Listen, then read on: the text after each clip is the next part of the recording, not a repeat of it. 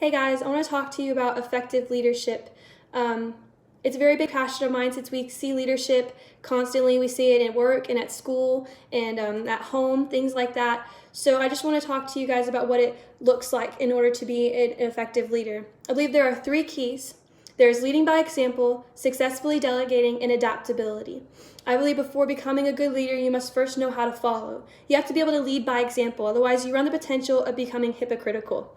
According to Northeastern University, leaders who are able to positively or respectfully respond to different situations actually sway the way that their group of people respond as well. Think of any person that you really respect. You want to be like them. You want to do what they're doing because you think that they're successful and you really admire them. Ultimately, whatever behavior that you're showing or that you want your group to show is the behavior that you should be showing. This avoids hypocrisy and it actually promotes trust between you and your people. After learning how to follow, you also have to be able to know how to successfully delegate. Not everybody knows how to do it. However, I believe everyone can. Though you might not think of, hoarding work to yourself, when you're given a position of authority, it's kind of hard for you to, let loose the reins and let people be able to do some work for you. As a leader, you have to know this is okay to do. It's okay to give up certain tasks. It's okay to relinquish control. This further builds that trust and makes people look at you and think, oh, wow, he really cares. He or she really cares. They really want me to be a part of whatever you guys are working on. According to Health Knowledge Resources, there's 4 steps of successfully delegating. First is determining what to delegate. Figure out what you want to take off your plate. It can be 2 or 3 things. It can be 4 or 5. It can be 1. Just determine something that you want to take off your plate. Next, you want to make sure that the tasks you are giving to people accurately match up with their skill and knowledge level. You don't want to give a task to someone that, is not going to be able to successfully do it. That's going to build resentment toward you. In addition, you want to follow up with these people that you've given these tasks to. It ensures people know that you care about them and that you care about what they're doing.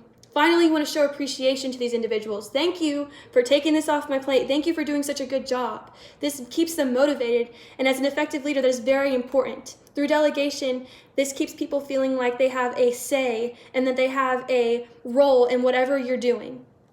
So I want to talk to you guys about, with the leadership. So you have leadership in the middle, and then you have success and vision on the bottom. Leaders should be right in the middle. You are not on the top. You are not someone who, if we take you away, you're not important anymore. You're important, but you're also not on the bottom. If we took you away, you should not be on the bottom and serving as a foundation to whatever's around you. These people need a leader who's going to be right in the middle, serving them from, the bottom up. You want to make sure that you're right in there so you're able to help support everything around you. Finally, as an effective leader, you should be adaptable to any and every situation.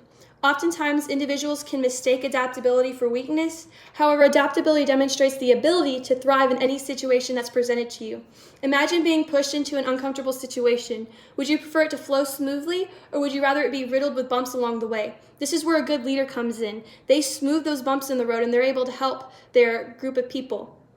This is how we've always done it attitude often shows a trait of a manager, and we want to show traits of a good leader. Therefore, we want to be adaptable. According to a blog, Exploring Your Mind, which deals with leadership, there are 3 types of leaders. There's a carrot, we have a carrot, we have a coffee bean, and we have an egg. An egg, when faced with external pressure like heat or adversity, it remains very hard. Everything stays in. This shows that you are stubborn and that you don't really want to conform to anything around you. In addition, we have a carrot. When we apply heat, when we apply adversity to a carrot, it becomes soft and it becomes mushy. Oftentimes, these people like to just give up in their situation. That doesn't help anybody.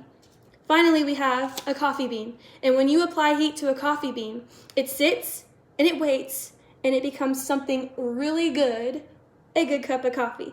So you want to make sure that you're someone who is going to thrive and be good with whatever is around you. This isn't saying that situations are going to get you down. However, how you respond as a leader is ultimately going to be how the people around you respond.